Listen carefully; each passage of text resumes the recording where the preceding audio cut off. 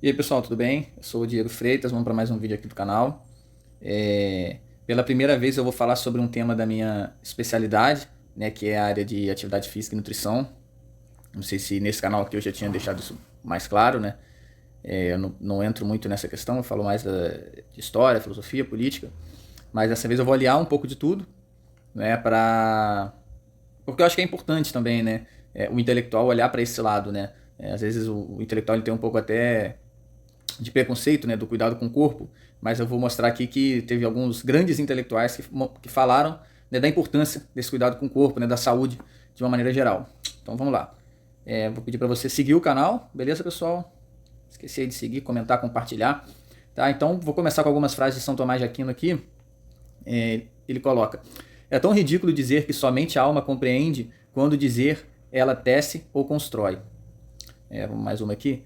A boa compleição do corpo segue-se à nobreza da alma. Né? Então a gente percebe como São Tomás de Aquino entendia a importância do corpo, né? Até mesmo para a compreensão, para o entendimento, né? Em conjunto com a alma. Né? Tem mais um intelectual importante aqui, não tanto, mas também importante, né? Até um intérprete, né? Do São Tomás de Aquino, o Sertilanges. O cuidado com o corpo, instrumento da alma, é para a vida intelectual uma virtude e sabedoria. Então ele coloca aqui o corpo como um instrumento da alma, né? Então imagina você uma corrida de carro com um carro novo ou com um carro velho todo quebrado, né? Então quer dizer, é de suma importância, né? O corpo. Tornemo-nos uma harmonia cujo resultado seja a conquista da verdade, né? Então assim, uma coisa que é um pouco óbvia até, né? É a gente buscar essa harmonia do corpo como um todo, né? Como os próprios gregos já falavam, aquele velho ditado que todo mundo repete, né? Mente sã, corpo são, e pouca gente consegue colocar em prática. Né? Então, isso é fundamental, a vida espiritual, a vida intelectual, a atividade física, alimentação, sono, trabalho, enfim, é importante você estar com todos esses setores diferentes da vida, né? Em conjunto, para que você consiga caminhar com todos eles bem. Né? Se você tiver capenga com um lado, fica difícil você caminhar nos outros, né? Nas outras áreas da vida. Né? Então eu vou falar rapidinho sobre a vida intelectual e o cuidado com o corpo de uma maneira geral, tá? Eu vou até trazer o próprio Sertilanges, aquele livro A Vida Intelectual. Vou falar um pouquinho sobre a alimentação, aí alguns cuidados que a gente possa tomar, né? Com relação à alimentação e exercício físico, vou entrar em cuidados práticos mesmo, né? Que o intelectual pode fazer. Eu vou dar alguns princípios gerais para ajudar as pessoas a cuidarem dessa parte, né? E no final vou trazer alguns dados científicos brevemente. Né? Então, mais uma frase aqui do Sertilange: se suas ações prejudicam sua saúde, isso é atentar gravemente contra Deus. Né? Então, quer dizer, colocando essa importância de cuidar, né, do nosso corpo, que está diretamente atrelado a cuidar também da nossa alma. Né?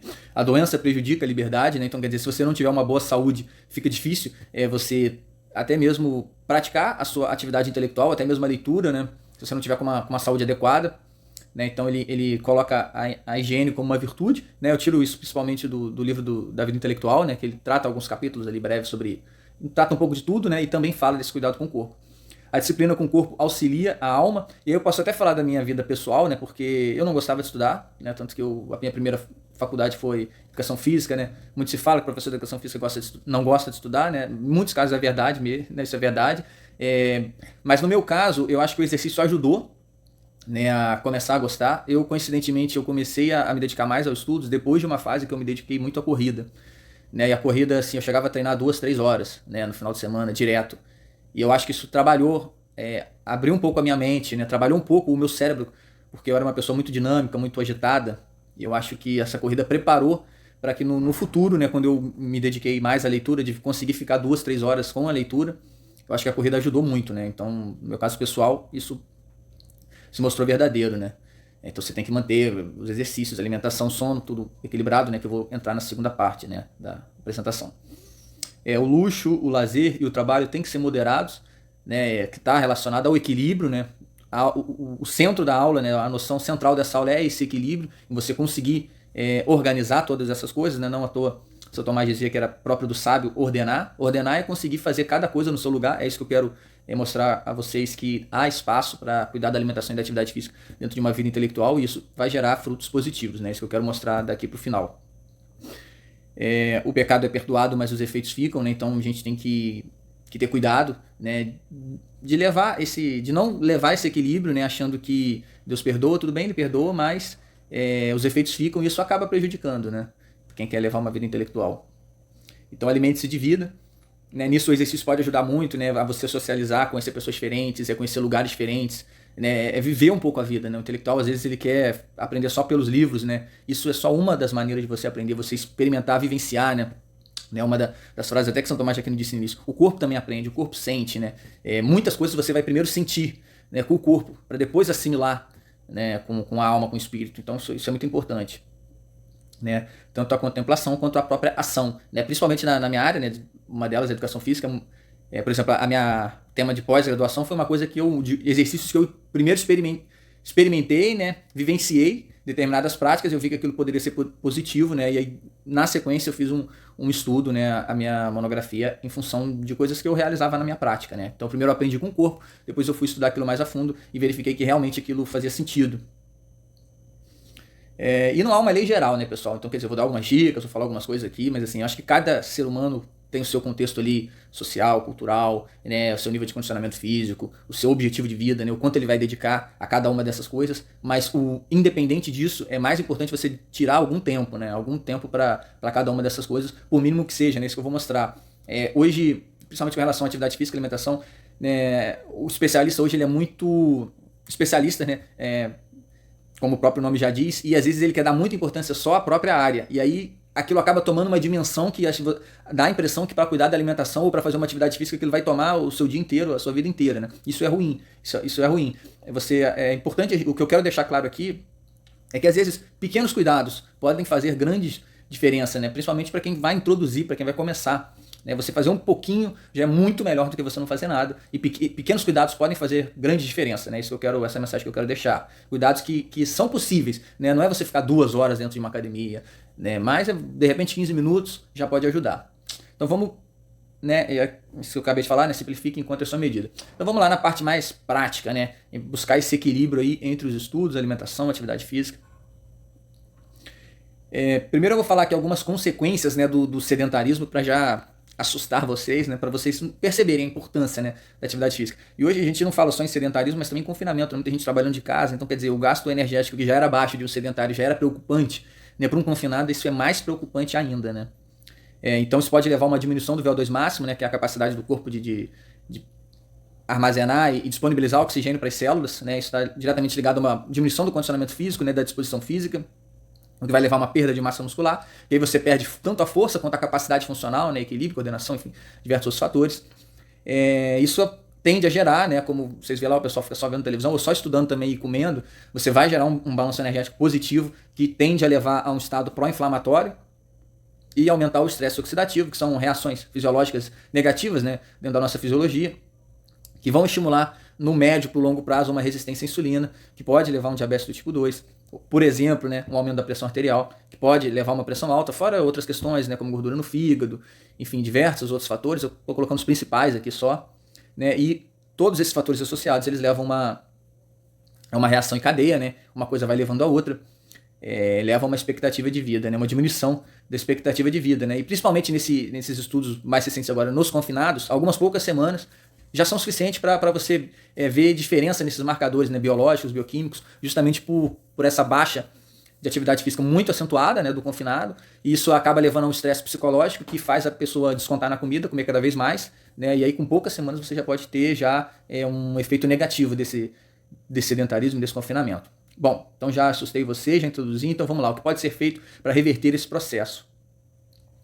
Então eu vou dar uma passada aqui nos principais macro e micronutrientes para vocês entenderem, né, como é que funciona esse bicho de 7 cabeças aí da alimentação, né? O principal são basicamente 4 principais tipos, né, que eu vou separar aqui. O primeiro deles é o carboidrato, que é a energia propriamente dita, né, que tá no desenhozinho ali embaixo, que é o pão, né, o macarrão, o arroz. As frutas e os legumes também tem, tá? E são fontes melhores, eu já vou adiantando aqui. O carboidrato tem essa principal função de disponibilizar energia, né? Então a gente tem que dar preferência aos integrais, aos naturais, né? Evitar industrializados, de preferência, lógico que na correria do dia a dia é sempre muito difícil, mas sempre que for possível, né, você puder preparar, você puder escolher alimentos frescos, vai ser sempre mais vantajoso, né? E esses alimentos têm uma resposta glicêmica muito alta, então por isso a gente tem que ter um pouco de cuidado né? A resposta glicêmica é o aumento da glicemia e automaticamente da insulina, né? Então a gente tem que evitar comer o carboidrato puro, né?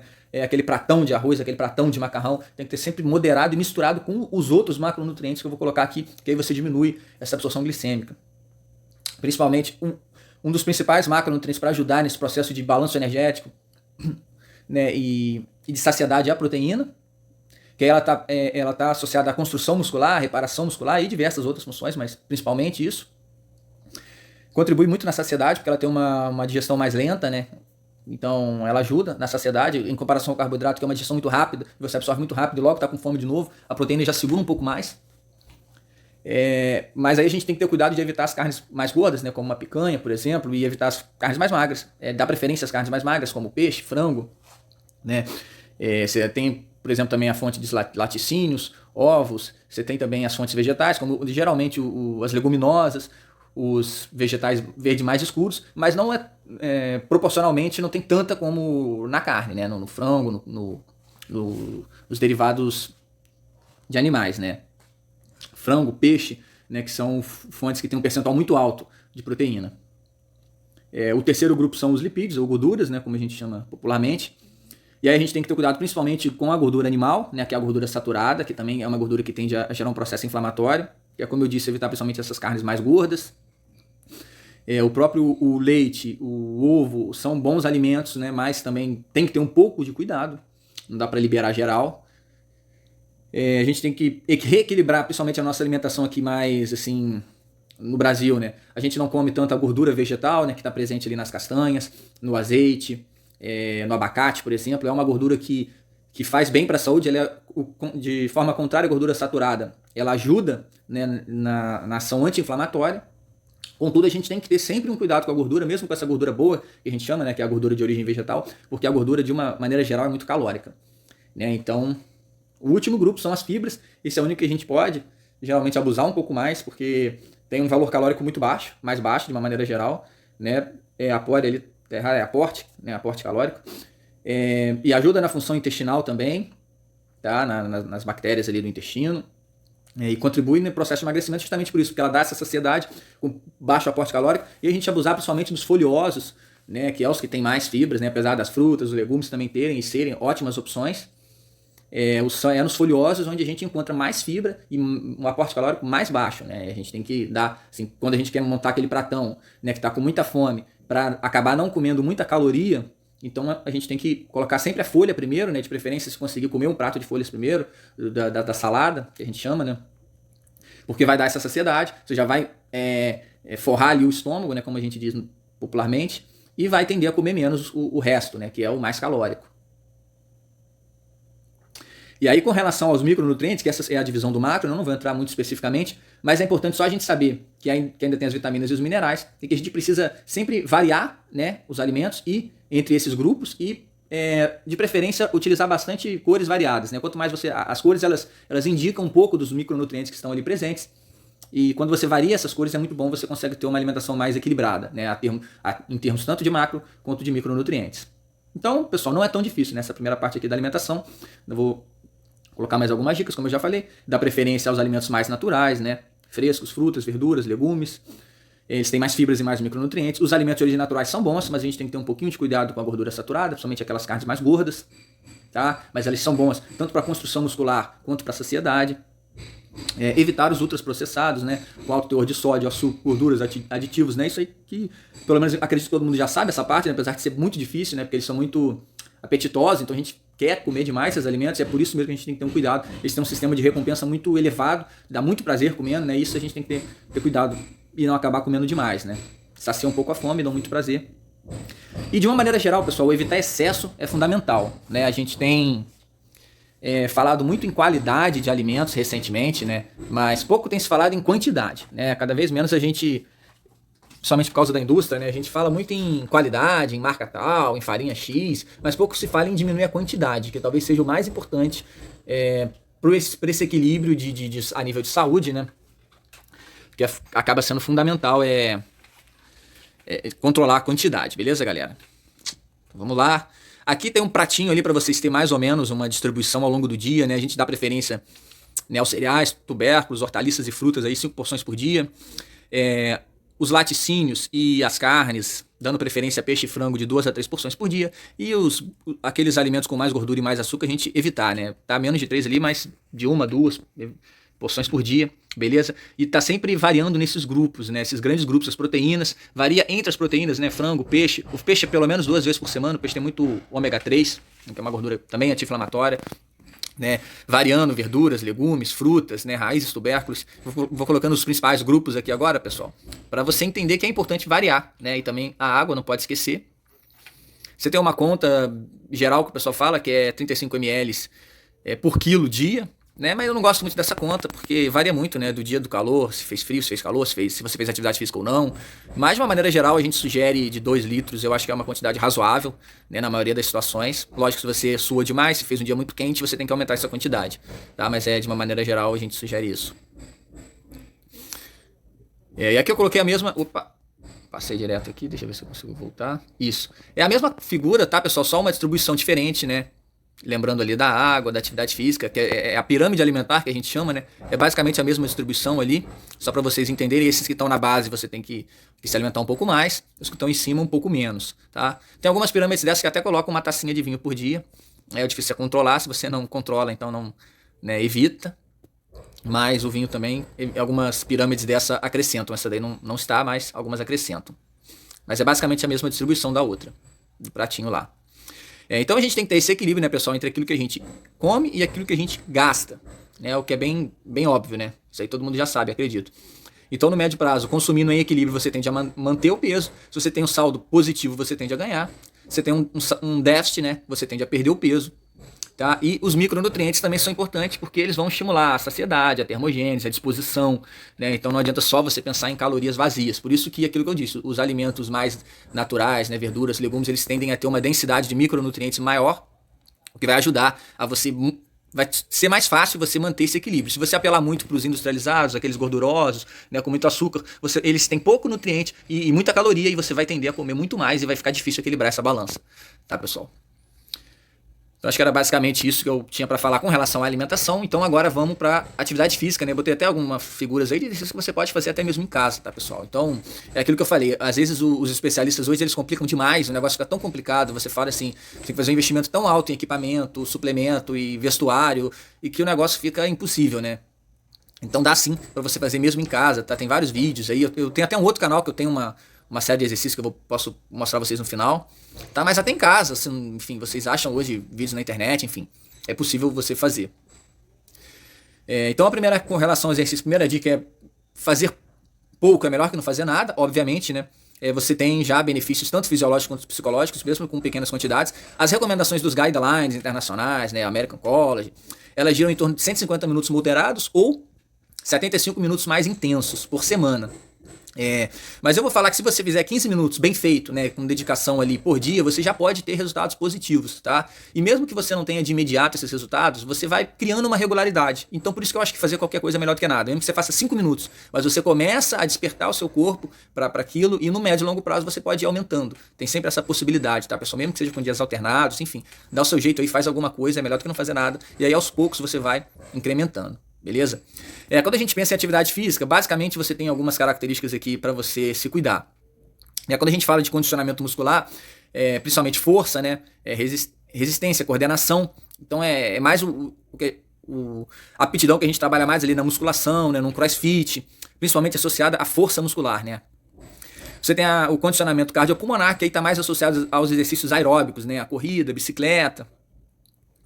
A gente também tem a flexibilidade, que está mais associada ao alongamento, né, e à mobilidade articular. E a composição corporal, que é a quantidade de gordura, né, e de músculo que você tem, essa distribuição. Tá? Esses são os 4 principais componentes da aptidão física. E que, teoricamente, uma pessoa que quer se manter saudável, ela deveria dar atenção a esses quatro aspectos. Tá? Sendo que, obviamente, a pessoa quando quer emagrecer, quando está num processo mais assim... crítico, vamos dizer assim, com pouco tempo, ela acaba dando um pouco mais preferência aos 2 primeiros, né, aos exercícios de força e à capacidade aeróbica, né, e a flexibilidade acaba ficando um pouquinho de lado. Eu acredito que a flexibilidade ela é mais importante com o passar do tempo, né, a partir ali dos 30, 40, 50, quanto mais a idade vai chegando, mais importante vai ficando a flexibilidade. Talvez no início da vida a pessoa não precise se preocupar tanto, né, o próprio exercício, às vezes, bem feito de musculação, né, ou outras atividades físicas já contribui para você manter uma flexibilidade, porque a flexibilidade não é uma coisa que você precisa ganhar cada vez mais, você precisa manter o mínimo já o suficiente, né? Nas outras capacidades não, você já trabalha para tentar melhorar, né, se possível. Então vamos lá, o exercício ele gera uma adaptação, tá? E aí para você uma vez adaptado, você precisa gerar uma sobrecarga para continuar essa adaptação, esse processo de adaptação. E essa sobrecarga está ligada ao aumento do volume. Só que você não pode aumentar sempre o volume, porque senão você chega uma hora você não vai ter mais tempo, né? Aumentar a intensidade, uma hora você também não aguenta mais. Aí você tem a possibilidade de usar variações de método, variação de combinação. Um dia você faz mais intenso, um dia você faz mais curto. Outro dia você faz com mais volume, né? Enfim, você alterna esses estímulos. Isso é importante no médio para longo prazo, tá? Para você estar sempre gerando sobrecarga. Ou seja, o que essa questão da sobrecarga quer dizer, principalmente? Para você evitar de fazer sempre a mesma coisa todo dia por longos períodos, né? O exercício ele tem de dar um resultado um certo tempo e você tem que utilizar esse princípio da sobrecarga. E o exercício é uma coisa que você tem que fazer de uma maneira continuada, até porque se você não faz, você tende a reverter o processo, né? O seu corpo não vai manter um volume de massa muscular que não está sendo utilizado, ele entende que aquilo não é necessário. Né? Então você tem que manter com alguma frequência, nem que seja 2, 3 vezes por semana pelo menos, né? Para você continuar tendo esses benefícios e continuar melhorando o seu condicionamento físico. Né, aqui tem alguns estudos que mostram, né, como a atividade física pode ser importante, né, até na neurogênese, né, no surgimento de novos neurônios, novas sinapses, enfim, do aumento da atividade mesmo cognitiva, memória, atenção, concentração, enfim, performance acadêmica. Né, tem outros estudos que mostram que isso pode até influenciar até nos filhos, né, no ambiente ali que eles são criados, enfim, com relação à aptidão à prática de atividade física, né, e vai estar ligado também à dose e resposta, né, se você consegue ali dar uma frequência adequada, uma intensidade adequada, você tende a ter melhores benefícios, né, obviamente, né, que já era esperado. Então eu não vou me alongar muito nesses artigos aqui, porque eu acho que é uma questão mais técnica, né, mas eu acho que eles servem para mostrar que é uma questão não só assim teórica, que a gente fala da boca para fora, que é bom e tal. Não, os estudos mostram que sim, os exercícios eles têm impacto direto, né? Aquele exercício, não tô dizendo aquele exercício exaustivo, não tô falando para ninguém virar um atleta, porque aí pode ser até que esses benefícios não sejam tão acentuados, né? Os benefícios estão mais associados àquele exercício feito com prazer, com qualidade, bem dosados, se possível com ajuda profissional. Né, aquele exercício, se possível, com um pouco de prazer, né? Você escolher uma atividade que você gosta, isso é fundamental, né? É aquilo que eu falei do especialista hoje, por um lado negativo, né? Às vezes o especialista quer, não tem que ser desse jeito aqui, só pode ser esse exercício, não pode ser outro, e não é por aí, né? Esse exercício, principalmente para ter esse benefício cognitivo, tem que estar associado a um pouquinho de prazer, você fazer uma coisa que você gosta. Algum exercício você vai gostar, não é possível, né? Se você não gostar de nenhum, você faz o que você achar menos insuportável, né? Que aí você vai tender a ter esses benefícios, inclusive, né, intelectuais, além de fisiológicos, né, intelectuais, até porque uma coisa puxa a outra, né? Se não tivesse esses benefícios diretos, você já teria os benefícios indiretos, tá, pessoal? Então, basicamente é isso, já fechando aqui a apresentação.